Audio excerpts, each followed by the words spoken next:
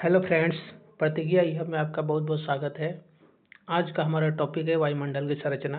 पिछली क्लास में हमने वायुमंडल के बारे में बताया है, पूरे डिटेल्स में बताया है। आज ज्योग्राफी, वर्ल्ड ज्योग्राफी वायुमंडल की संरचना का पार्ट 2 वीडियो है। चलिए चलते हैं। देखिए, वायुमंडल की संरचना जो होता है, वायुमंडल की संरचना पहला टॉपिक होता है क्षोभमंडल। क्षोभमंडल को इंग्लिश में क्या कहते हैं? ट्रोपोस्फियर। यह वायुमंडल की क्या होती है? निचली परत होती है। इसकी ऊंचाई, ये सतह है, सतह, इसकी ऊंचाई सतह से लगभग 13 किलोमीटर होती है। यदि ध्रुव पर पूछेगा तो ध्रुव पर आपका 6 से 8 किलोमीटर हो जाएगा। विषुवत रेखा पर पूछेगा तो 16 से 18 किलोमीटर होगा। उसके बाद आपका अगला टॉपिक यह है क्षोभमंडल के बारे में। ये देखिए, क्षोभमंडल में तापमान, टेम्परेचर की गिरावट होती है, ठीक है ना। गिरावट की दर प्रति 165 मीटर, यदि हम 165 मीटर ऊंचाई पर यदि हम जाएंगे तो हमारा 1 डिग्री सेल्सियस की कमी होगी, यानी बढ़ेगा नहीं, कमी हो जाएगा। यदि 1 किलोमीटर की ऊंचाई पर यदि हम जाएंगे तो लगभग में इतना होगा, 6.4 अंश सेल्सियस होता है। मतलब इसका मतलब ये हुआ कि 165 मीटर ऊंचाई पर ऊपर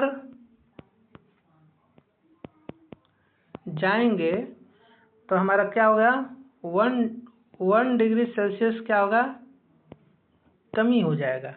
1 डिग्री सेल्सियस की तापमान क्या होगा, गिरावट होगी, यानी कमी हो जाएगी, ठीक है ना। ऊंचाई जाने पर कमी होता है, ठीक है। अगला पॉइंट ये कह रहा है, क्षोभमंडल और समताप मंडल को अलग करने वाले भाग को हम क्या कहते हैं? तो अलग करने वाले भाग को हम कहते हैं क्षोभ सीमा। क्षोभ सीमा, ठीक है। अब क्षोभमंडल में क्या क्या घटनाएं होती है? जो हमारा पृथ्वी है उसमें जो क्षोभमंडल होती है उसमें वायुमंडल घटनाएं होती है, जैसे बादल, आंधी, वर्षा, बिजली का गरजना, ठीक है ना, आंधी, तूफान आ जाए, इसी सब मंडल में हमारा होता है, क्षोभमंडल में ही होता है। इसे हम संवहन मंडल भी कह सकते हैं। इसे हम क्या कह सकते हैं? इसे हम संवहन मंडल भी कह सकते हैं, ठीक है। अगला पॉइंट चलते हैं। देखिए, अगला पॉइंट हमारा स्ट्रेटोस्फीयर यानी समताप मंडल आ गया, ठीक है ना। समताप मंडल, अब क्षोभमंडल फर्स्ट हो गया, सेकंड में समताप मंडल हो गया। समताप मंडल के बारे में हम जानते हैं कि समताप मंडल क्या होता है। देखिए, समताप मंडल जो होता है पृथ्वी के वायुमंडल की दूसरी प्रमुख परत होती है। एक मिनट। समताप मंडल पृथ्वी के वायुमंडल की दूसरी प्रमुख परत है। इसको हम दूसरी परत प्रमुख कह सकते हैं। यह परत क्षोभ मंडल तथा मध्य मंडल के बीच अवस्थित होती है। समताप मंडल के बाद मध्य मंडल आएगा, तो क्या होगा, क्षोभ मंडल या परत तथा मध्य मंडल के बीच अवस्थित है, ठीक है ना। यानी क्षोभ मंडल और मध्य मंडल के बीच में ये क्या है, परत समताप मंडल अवस्थित होती है। ठीक है। अगला पॉइंट यह कह रहा है समताप मंडल में कि समताप मंडल जो है, समताप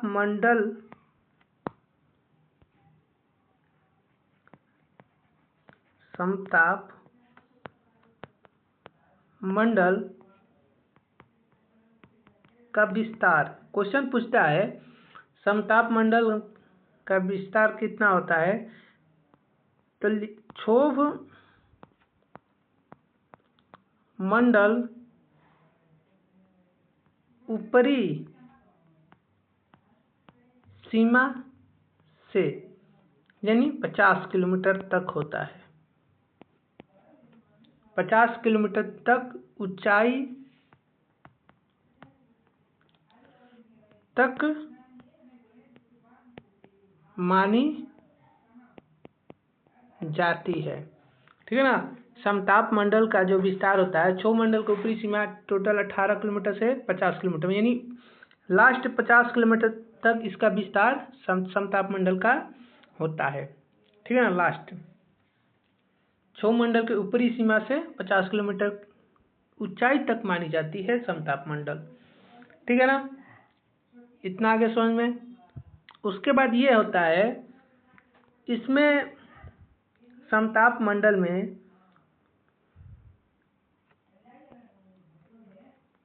वायु यान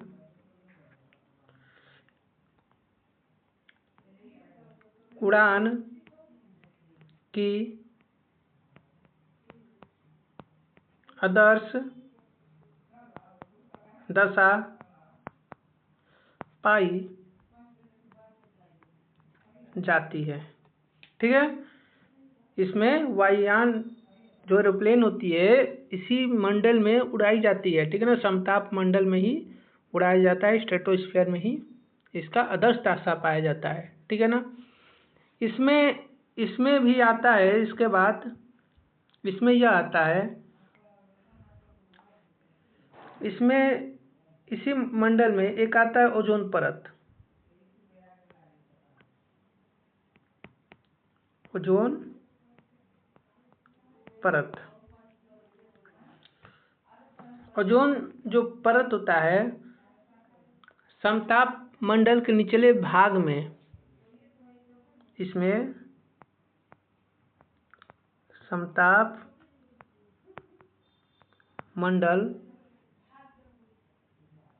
के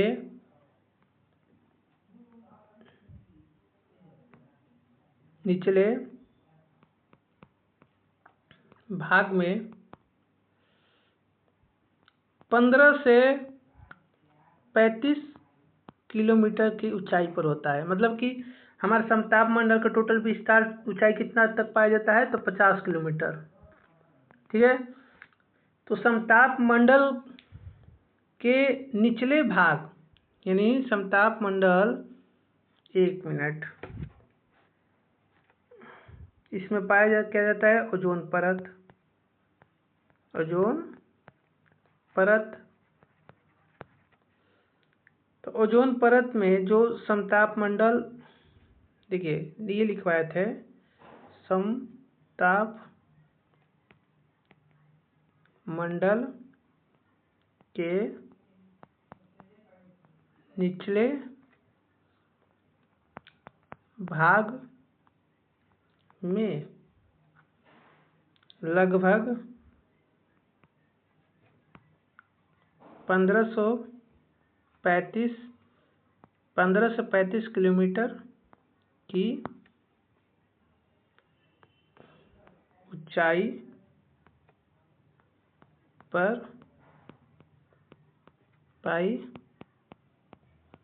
जाती है। हमारे समताप मंडल की टोटल ऊंचाई कितनी होती है, 50 किलोमीटर इसका विस्तार होता है। ठीक है। इसका विस्तार 50 किलोमीटर होता है। और जो 15 से 35 किलोमीटर निचले भाग जो होता है, 15 से 35 किलोमीटर, इसका निचले भाग में हमारा ओजोन परत क्या होता है, पाया जाता है। ठीक है। ओजोन परत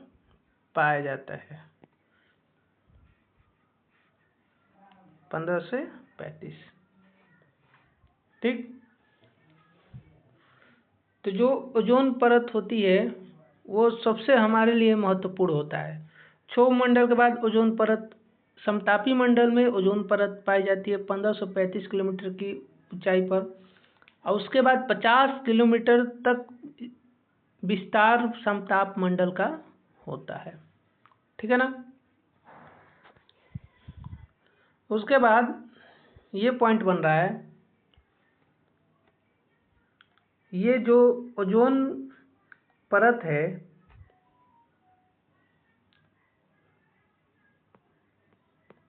ओजोन परत है, ये परत मानव जीवन के लिए अति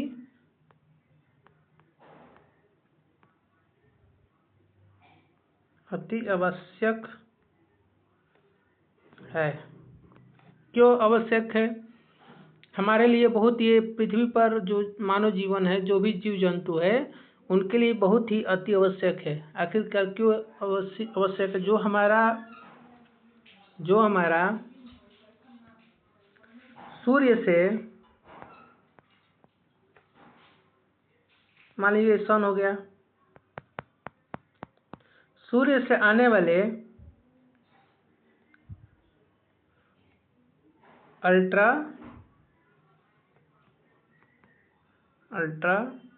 वायलेट रेडिएशन, इसको इंग्लिश में कहते हैं रेडिएशन। ठीक है। अल्ट्रा वायलेट रेडिएशन जो होता है, ठीक है ना, यानी पैरा, इसको हिंदी में क्या कहते हैं? इसको हिंदी में बोल सकते हैं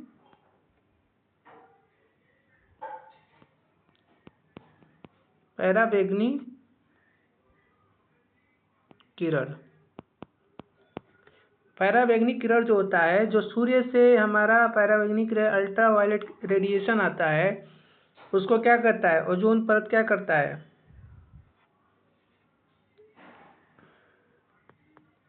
ओजोन परत क्या करता है? रोकता है। ठीक है ना। जो अल्ट्रा वायलेट रेडिएशन है, पैराबैंगनी किरणें है, वो जो ओजोन परत होता है उसको क्या करता है? अपने अंदर अवशोषित कर लेता है। अपने अंदर क्या करता है? अवशोषित कर लेता है, और पृथ्वी पर आने से क्या करता है?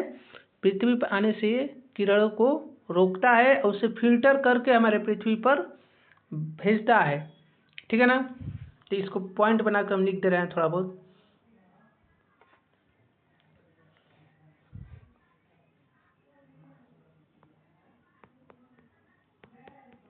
ओजोन परत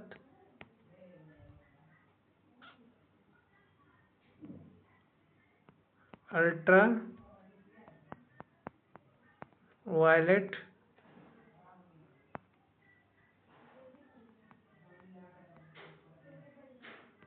रेडिएशन को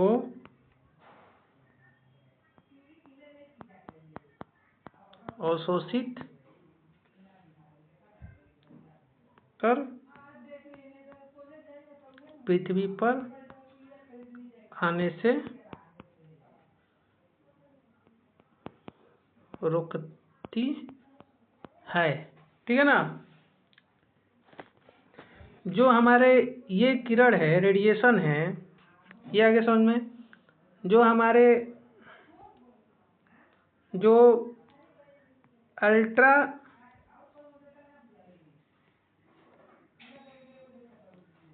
वायलेट रेडिएशन है, इन किरणों से इन किरणों से हमें कौन सा रोग उत्पन्न होता है? तो इन कीड़ों से हमें त्वचा कैंसर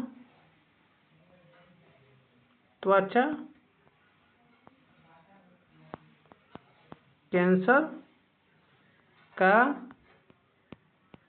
खतरा होता है। ठीक है ना। पराबैंगनी किरणें जो होती है, जो आती है, ओजोन परत क्या करता है? अवशोषित कर लेता है।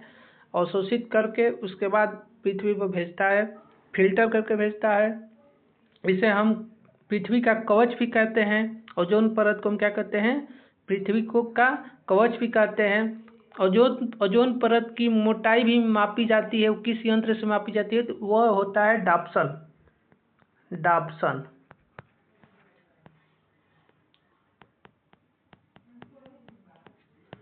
इसकी मोटाई कितनी है?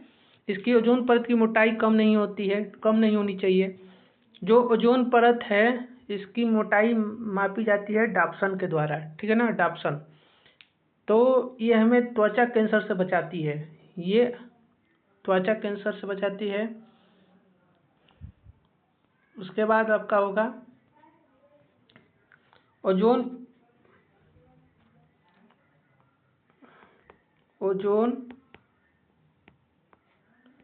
परत को नष्ट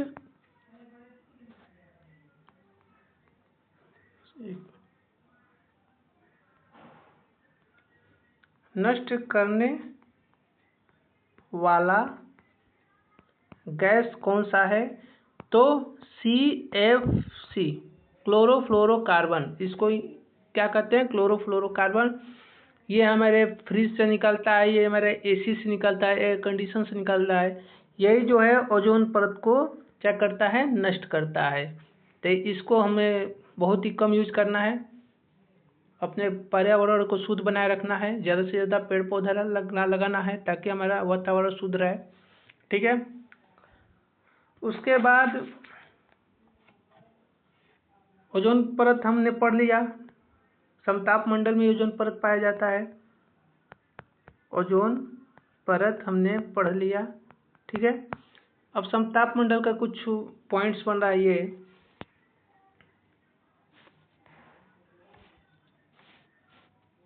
समताप मंडल के निचले सतह पर कभी कभी सीरस बादल दिखाई देता है। ठीक है ना। ये समताप मंडल के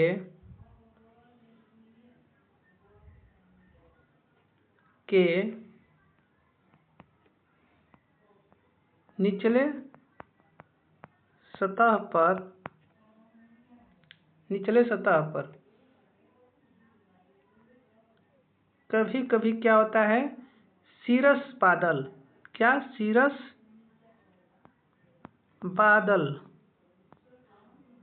बादल सीरस बादल दिखाई देता है। ठीक है ना। इन बादलों को मदर ऑफ पर्ल क्लाउड या मैक्रियस क्लाउड कहते हैं, यानी मूलाभ मेघ कहते हैं। ठीक है ना। उसके बाद इन बादलों को हम क्या कहते हैं? इन बादलों को हम लिख दे रहे हैं यहाँ पर,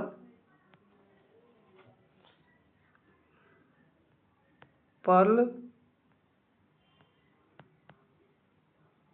क्लाउड्स या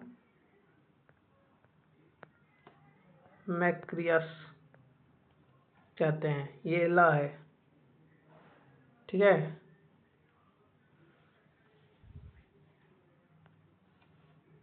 ठीक है। अगला पॉइंट यह है, जो समताप मंडल की ऊपरी सीमा को हम क्या कहते हैं? ये क्वेश्चन पूछता है कि समताप मंडल की ऊपरी सीमा को क्या कहते हैं? ऊपरी सीमा को कहते हैं, एक मिनट,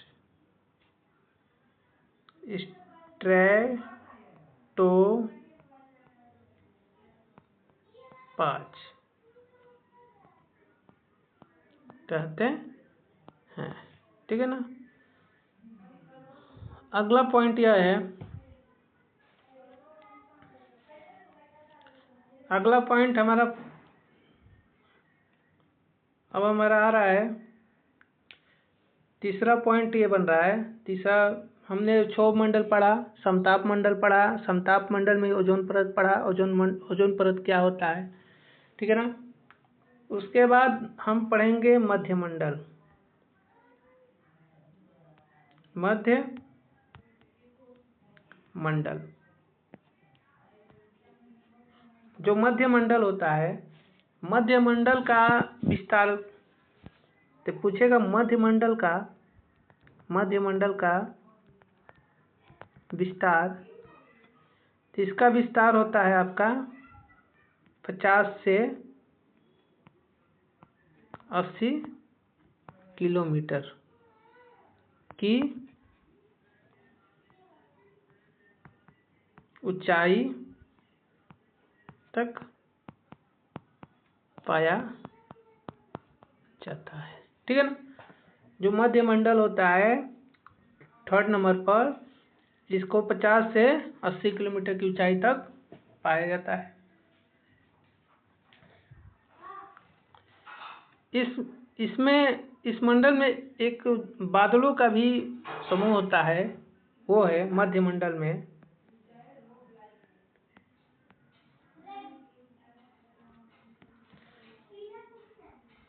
इस मंडल में एक पॉइंट ये भी बन रहा है, इस मंडल में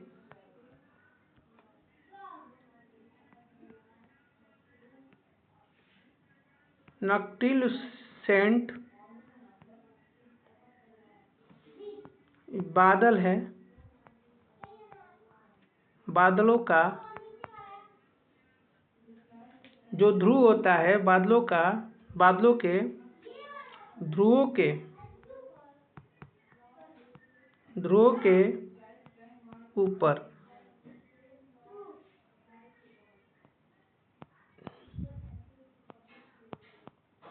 गर्मियों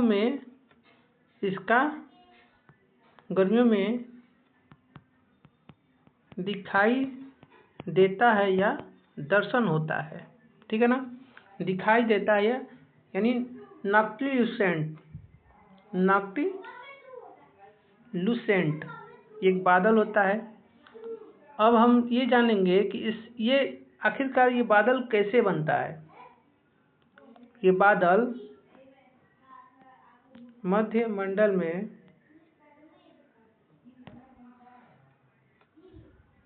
जो नक्टिलुसेंट है, ये कैसे बनता है, ये बादल कैसे बनता है। ये उल्का धूल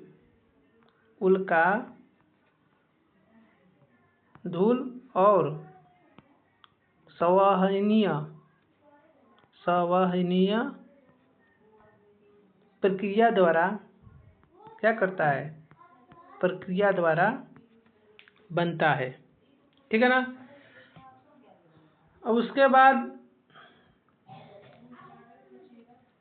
जो मध्य मंडल है,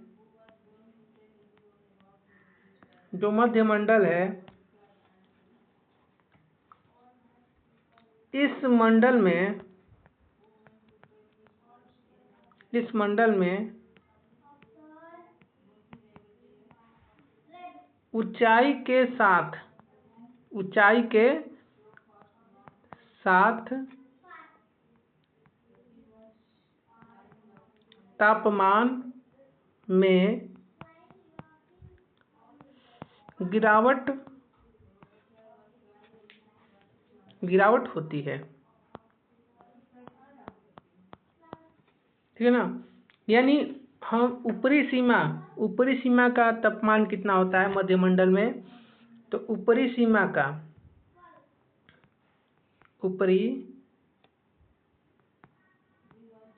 सीमा पर इसका टेम्परेचर करेंगे -1000 सेल्सियस इसका टेम्परेचर पहुंच जाता है। ठीक है ना। अब जो मध्यमंडल का यह खासियत है, जो हमारा अंतरिक्ष से जो उल्का पिंडें आती है, इस मंडल में क्या होता है, आकर वो क्या होती है, जल जाती है।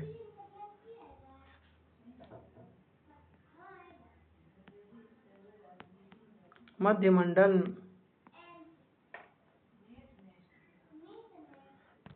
अंतरिक्ष से प्रवेश करने वाले उल्का पिंड इसमें आने पर जल जाते हैं। जो मध्यमंडल होते हैं, अंतरिक्ष से आने वाले जो हमारे पृथ्वी पे आने नहीं देता, जो भी उल्का पिंड आते हैं तो हमारे पृथ्वी पर आने नहीं देता है। ये आते समय क्या होता है, पृथ्वी पर आए बिना ही मध्यमंडल में क्या होता है, जल जाता है, उल्का पिंड जल जाता है। तो क्वेश्चन पूछता है किस मंडल में हमारा उल्का पिंडों का जलना होता है, तो मध्यमंडल में होता है। ठीक है ना। 1 मिनट।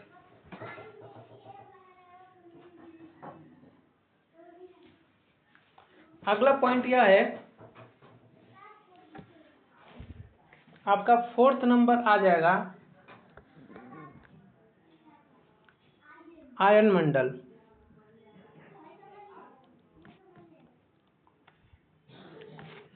फोर्थ नंबर पर 1 मिनट,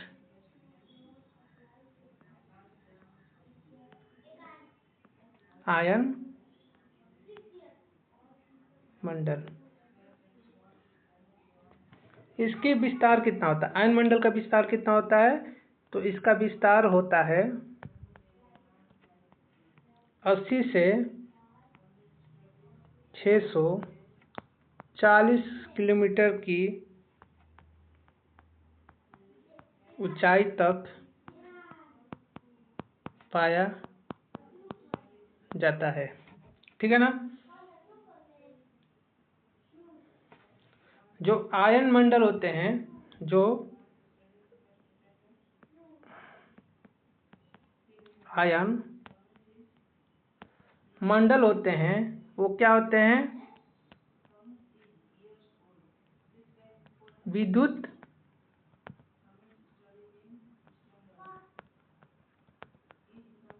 आवेशित कण होते हैं।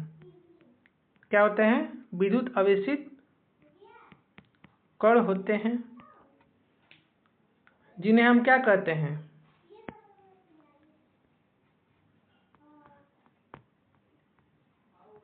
जिन्हें आयन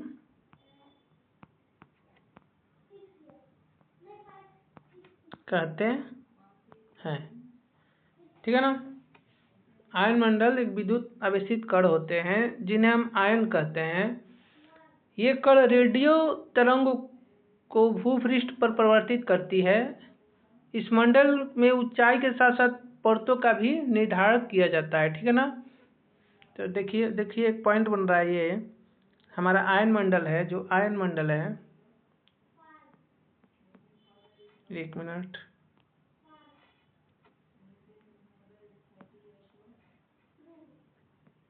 जो आयन मंडल है, ये जो कण होते हैं, रेडियो तरंगों होते हैं, ये कण, इसको हम ऐसे लिख सकते हैं, ये कण रेडियो तरंगों को भूपृष्ठ पर परिवर्तित करते हैं।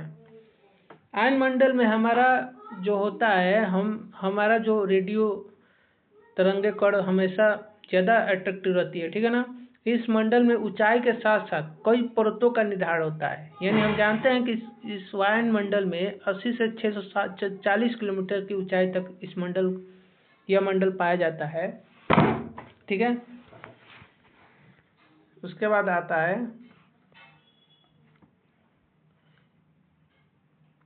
इस मंडल में ऊंचाई के साथ आयनमंडल में कई परत पाया जाता है, कई परतों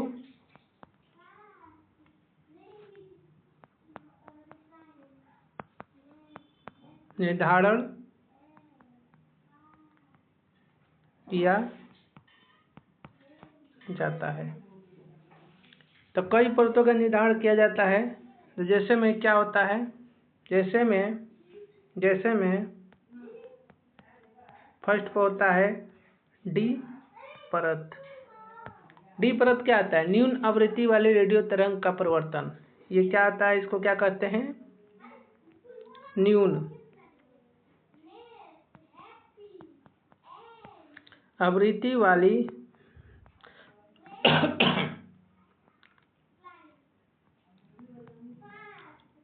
रेडियो तरंग का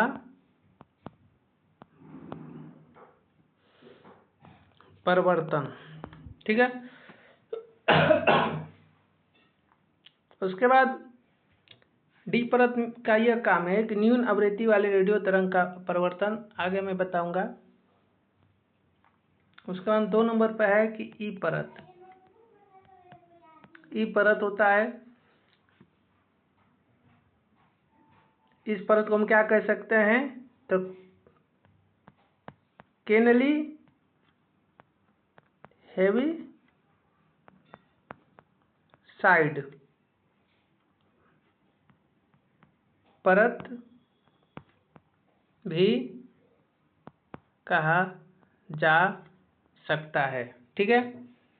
ये उच्च आवृत्ति वाली रेडियो तरंगों का प्रवर्तन कर सकती है, जो पृथ्वी पर भेजती है। क्या कहती है, ये जो पृथ्वी पर भेजती है, जिससे हमारा टेलीविजन, आयनमंडल में होता क्या है, आयनमंडल की वजह से हमारा टेलीविजन और रेडियो सब, इस सब का हम FM जो भी हम आवृत्ति वाली चीज़ यूज करते हैं, इसी मंडल की वजह से हम लोग यूज कर सकते हैं। तो ये उच्च आवृत्ति वाली रेडियो तरंगे जो पृथ्वी भेजती है। और उसके बाद ये भी हो सकता है, इसी में F परत तथा G परत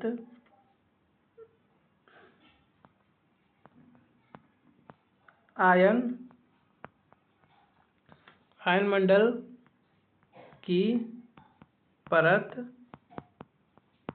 होती है। इसी की वजह से हमारे टेलीविज़न देख सकते हैं, रेडियो सुनते हैं हम लोग, जो भी हम लोग न्यूज़ सुनते हैं, इसी के माध्यम से, आयनमंडल के माध्यम से हम इसको सुन सकते हैं, मनोरंजन कर सकते हैं, टीवी भी चला सकते हैं, कोई भी चीज़।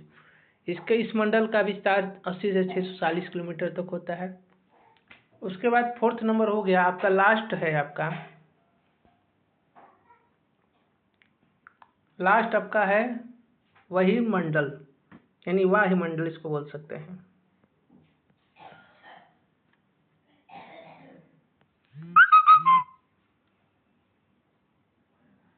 एक मिनट,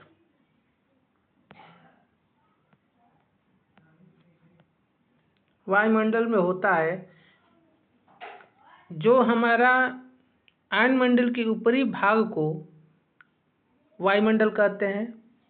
इसकी ऊपरी जो सीमा निर्धारण नहीं कर सकते, यानी अंतरिक्ष आ जाता है, ठीक है ना।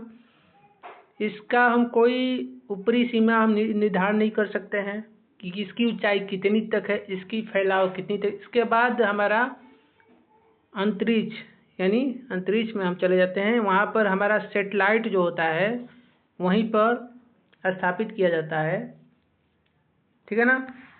तो आयनमंडल की ऊपरी भाग को वायुमंडल या बहिर्मंडल कहते हैं। आयनमंडल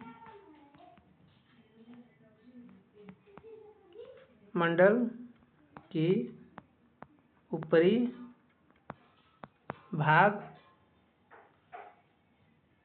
को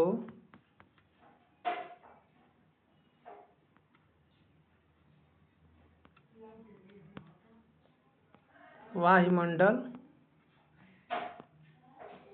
कहते हैं, ठीक है ना। उसके बाद ये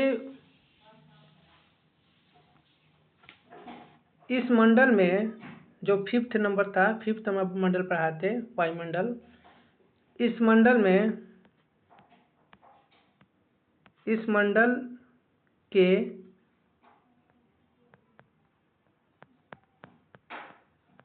हाइड्रोजन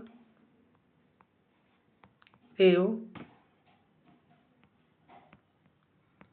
हीलियम गैस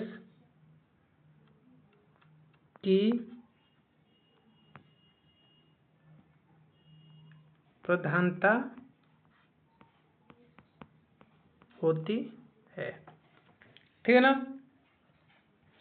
इस मंडल में जो हमारा हाइड्रोजन है और हीलियम गैस है, जो हाइड्रोजन हीलियम गैस की सबसे ज़्यादा प्रधानता इस मंडल में यानी वायुमंडल यानी बहिर्मंडल में होती है, ठीक है। ये वायुमंडल की सबसे ऊपरी परत को ही बहिर्मंडल कहते हैं। यानी जो वायुमंडल हमने पढ़ाया, क्षोभ मंडल, समताप मंडल में ही ओजोन परत पढ़ाया, उसके बाद मध्य मंडल, उसके बाद आयन मंडल, उसके बाद बहिर्मंडल, ठीक है ना, यानी वायुमंडल। तो ये लास्ट होता है, मंडल टोटल 5 होते हैं, ये लास्ट होता है बहिर्मंडल, ठीक है। तो एक पॉइंट ये बन सकता है, हाइड्रोजन एवं हीलियम की प्रधानता तो होती है, सबसे ज़्यादा इसमें हाइड्रोजन हीलियम पाया जाता है गैस। उसके बाद इसको हम यह लिख सकते हैं, इसमें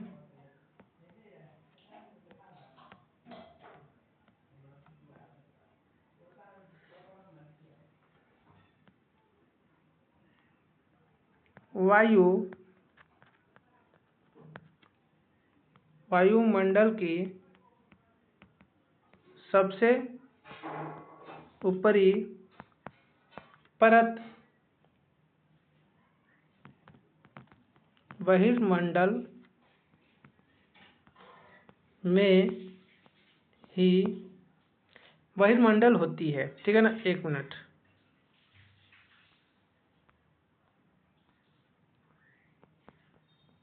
होती है सबसे ऊपरी परत को, इसके बाद कोई परत नहीं होती है, ठीक है ना।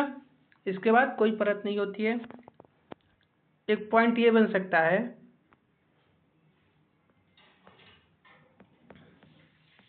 बहिर्मंडल में ही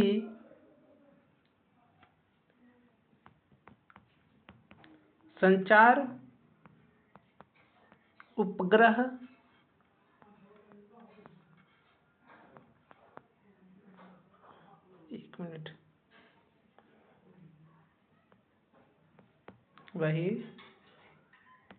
बहिर्मंडल में ही संचार उपग्रह अवस्थित रहते हैं। जो हमारा स्पेस स्टेशन है, जैसे इसरो हो गया, नासा हो गया, स्पेस है, इसी में सब अपने उपग्रह, जो उपग्रह होता है इसी मंडल में अवस्थित रहता है यानी स्थित रहती है, ठीक है ना। तो ये वायुमंडल के सबसे लास्ट मंडल है, ठीक है ना। उम्मीद करते हैं आप लोगों को समझ में आया होगा। आज वायुमंडल की संरचना, वायुमंडल कंप्लीट हो गया। और वीडियो देखिए तो स्किप करके मत देखिएगा, स्किप करके देखेंगे तो समझ में नहीं आएगा, पूरे डिटेल्स में देखिएगा। जितना इम्पोर्टेंट महत्वपूर्ण टॉपिक है हमने बता दिया, इससे जो भी क्वेश्चन बन सकता है प्रैक्टिस लगाइए, ठीक है ना। आज के लिए इतना ही, बहुत बहुत धन्यवाद।